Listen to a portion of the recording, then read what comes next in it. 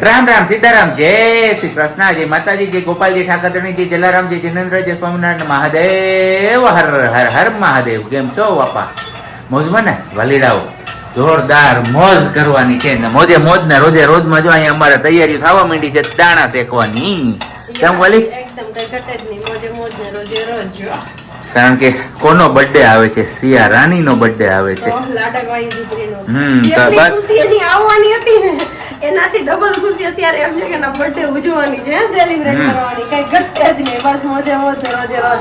અને good evening, કેમ કે જ્યારે ત્યારે એડિટિંગ થઈ ગયો વિડીયો અને પછી જ્યારે એક્સપોર્ટમાં નાખવા ગયા ત્યારે ખબર પડી કે ક્લિપ ભૂલથી ડિલીટ થઈ ગઈ છે, કેમ કે કામનું પ્રેશર અને હારે હારે વિડીયોનું એડિટિંગ તો બધું હારે હોય ને એમાં ક્યારેક આવો લોચો થઈ જાય તો સોરી.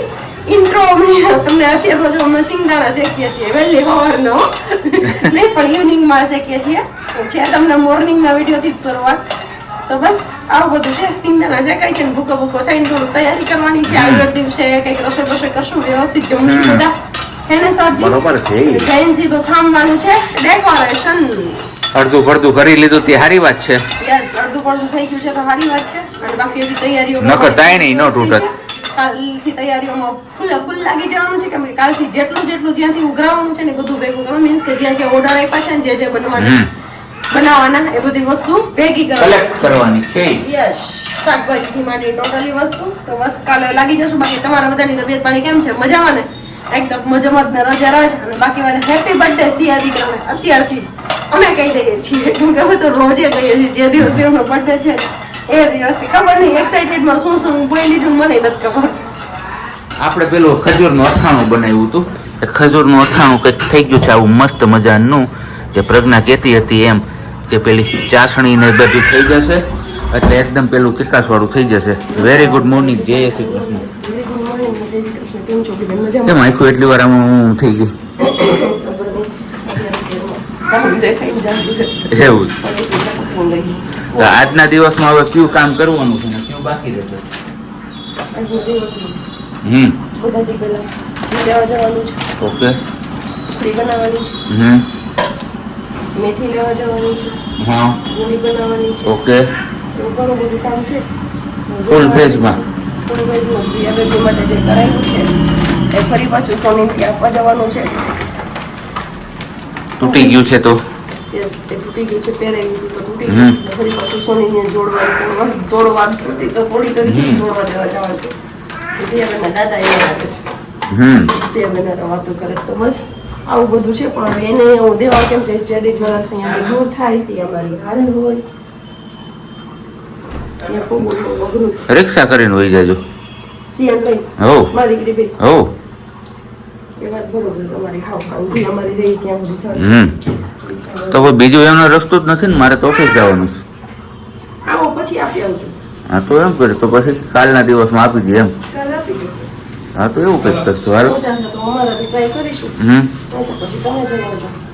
ઓકે. ને હજી ચોમાસું પૂરું થઈ ગયું, ચોમાસું શરૂ પણ કેરી પૂરી નથી થતી. આ પેલી છે કઈ એ નથી ખબર પણ મજા આવે ખાવાની એમ. આ સેલ જોરદાર હોય એટલે લઈ લઈએ. એની ઓકે. દવા 5-6 ખાઈ લઈએ પછી પૂરું. બાકી પછી વિદાય આપી દઈએ. પછી ફાઇનલી કેરીને વિદાય દઈ દઈએ કે હવે તમે તમારી ઘરે જાઓ, આવતા વર્ષે વહેલા આવજો તો અમે ખાઈશું. ચા પાણી નાસ્તો ને બધું થઈ ગયું છે અને અહીંયા હવે બસ કામે લાગી ગયા છે. બેન બનમાં બેસાડી દીધા ને હવે કરવાની છે આ ચેર ખેદાન મેદાન એટલે કે ખોલી નાખવાની છે અને ગાડીમાં પેક કરી દેવાની છે. બાકી એક થેલો અહીંયા ભરાઈ ગયો છે આપણો ઓલરેડી. એમાં હવે ઘી ને બધું લેવાનું બાકી છે. એ તો હજી એ પ્લાન કરે છે પ્રજ્ઞા કે ઘી આજ લઉં કે ના લઉં. એ કે સમજાતું નથી મને કંઈ. હે અવાજ થોડોક લાઉડ રાખજો. મને નથી શરદીમાં જે લોકો મેળાયો તો હમણાં મેં પૂછ્યું તો કે મેળ આવી ગયો. કામ કરીને ગરમી થાય તો હું હાલત થાય મારી. તમારી જેમ કે નથી કે હું વિડીયોની ક્લિપ કરીને ઉઠીને પંખાની પાછી બેસી જાઉં તો મને શરદી મોં થાય મટી જાય. સારું હાલો હશે બીજું હું ના. જો આ નવી કંઈક વસ્તુ દેખે ને એટલે અમારે બેન જોતી હતી ને એ મોઢામાં ક્યાંક લાગી ગયો ને ઘોકો તો પછી રોતાય ભૂલી જાવ મમ્મી પપ્પા ને સિયા તઈ નહીં હું ઈ તો હોય ના સિયા રેવા દે અને ઓલી બાજુ મૂકી આ નક બેન બની હખણા રે. હું કરું છે ઘરાનું એને રમવું લઈ જવાનું છે રમવાનું નથી. અને વાત હતી આપણી સુવિચારની. તો સુખ અને દુઃખ સાહેબ એ તો આપણા નસીબથી મળે છે. કારણ કે અમીરી અને ગરીબીમાં કોઈ ભેદભાવ નથી હોતો. એનું પણ રીઝન છે.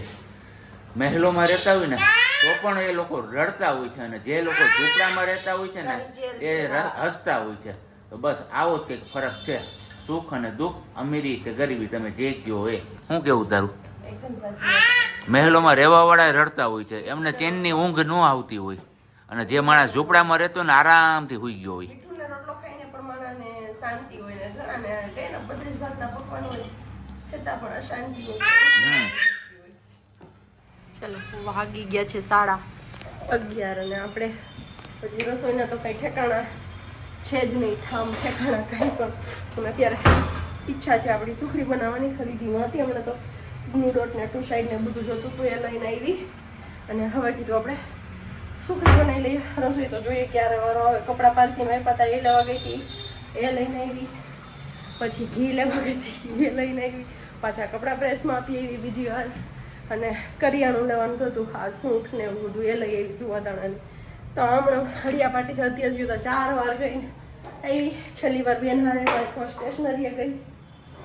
મારું છે તો બસ આવું બધું છે. તૈયારીઓ હાલે છે ધીમે ધીમે. અને થાકીને થાવડા જેવા થઈ ગયા. 4 આટા મારી લીધા 11:30 થી તો સવારથી અત્યાર સુધીમાં 4 વાર દાદર ચડવું ઉતરવું ને હાલવું. આપણું કામ નહીં, થાકી ગયા ભાઈ. તો ફટાફટ સુખડી બનાવી લો. મળું આગળ ધીમે ધીમે જેમ જેમ ટાઈમ મળે એમ. કેમ કે હું હજી તૈયાર લોહ્યું ને તૈયાર નહીં કરી લઉં તો સિયા દીકરો આવી જશે. અત્યારે ગયો છે હમણાં દાદી પાસે. વાગ્યા છે 4:05. બેન મારા 3 વાગ્યાના જાગી ગયા છે. શું એમ તો બસ બેન 3 વાગ્યાના જાય, 2:45 વાગ્યાના ભેગા ત્યારના રમાડું. વોકરમાં બેસાડું. એ વોકરમાં બેસે ને તો મારે થોડોક મસાલો તૈયાર કરવાનો છે.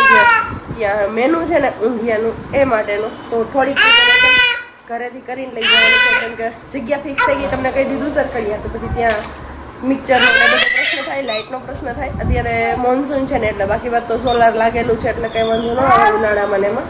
પણ અત્યારે થોડોક એ તકલીફ રહી એટલે કીધું અહીંયાથી મસાલો રેડી કરીને લઈને જાય તો કોઈ ઝંઝટ ન રહે. માર્કેટ જવાનું છે, ધાણા મેથીને લાવવાના છે. કેમ કે મુઠિયા માટેના ઊંધિયાની જે ગોળી આવે ને, ઓલા મુઠિયા માટેની મુઠિયાની ગોળી બનાવવાની છે ને, તો મુઠિયા માટેની ધાણા મેથી પણ લેવા જવાની છે. ચોરી બોલવામાં લોચો લાગે છે, આમથી આમ થાય છે પણ ખબર નહીં. એક તો મજા નથી આવતી શરદીની છે ને, એટલે શરદી આમ થઈ ગઈ છે, પાકી ગઈ છે પણ હજી જતી નથી. ઉધરસનું ખણકનું ક્યારેક ક્યારેક આવી જાય છે, થઈ જાય છે. હે ને સિયા? કેમ થઈ જાય છે? થઈ જાય છે ને? કેમ થાય? જોયું ને? બસ આ લકરા હોય અમારા મા દીકરી બેહીના ઘરે આખો દિવસ હોય ને, એટલે હવે ટાઈમ ક્યાં જતો રહીએ કંઈ ખબર નથી પડતી. અને મારી દીકરી થઈ ગઈ 1 વર્ષની. અને આ વિડીયો મળશે પછી 24 તારીખનો તમને શેડ્યુલ વિડીયો મળશે, જ્યાં અમે ફોટોશૂટ માટે ગયા હતા ને. સિયા બેબીના ફર્સ્ટ બર્થડેનું ફોટોશૂટ હતું, એ ઓલા 1 યર વાળું, એ ફોટોશૂટ વાળો વિડીયો મળશે. અને એ પછીથી તમને જે બર્થડેના વિડીયો મળશે, ડેકોરેશનથી માંડીને બધી વસ્તુના, એ આગળ પાછળ મળશે. કેમ કે 2 દિવસનો શેડ્યુલ દરેક રાખ્યો છે, ક્યારેક આવી રીતના હોય તો પહોંચી ન વળીએ ને એટલા માટેથી.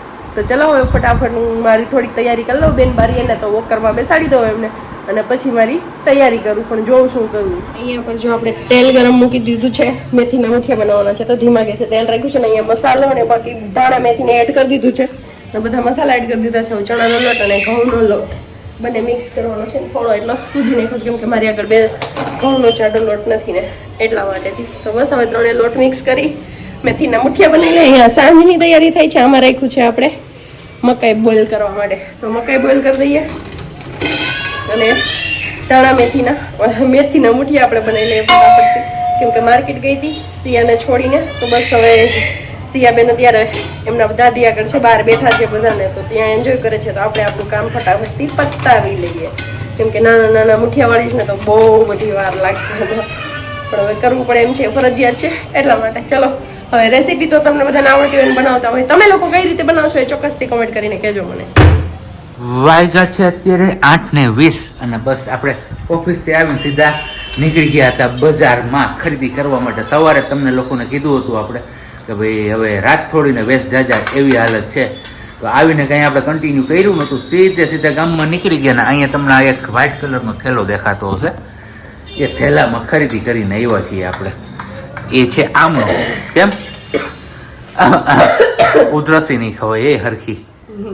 હે ઉધરસ તો ખવાય, માથું દુખે. એવું છે તો ન જવાય ને આ બધું લેવા માટે? તોય દુખતું ક્યાં જરૂરી હતું? એવું નથી, પણ બપોરે ઊંઘ કરી ને હા. ઉઠીને પછીથી દુખવા માંડ્યું, નહીંતર કઈ નહોતું. તો કાંઈ નહીં, સુઈ જા અત્યારે. ખાવું નહીં પડે, કોઈ ક્યાંથી જાય? ખાવું તો તો મેં ખાવું. કીધું આ લીધું એટલે નહીં ભાવે, નીંદર મસ્ત મજાની આવશે. આજે આખો દી અડિયાપાટી કેવી થઈશું હું. 3 વાર તો સવારમાં જ જવું પડ્યું. ક્યાં? 10 વાગ્યાથી 11:30 વાગ્યા સુધી 3 વાર નીચે ગઈ. ઓય, નીચે ગઈ. ટોયલેટમાં ન ગઈ. તમારો અડધું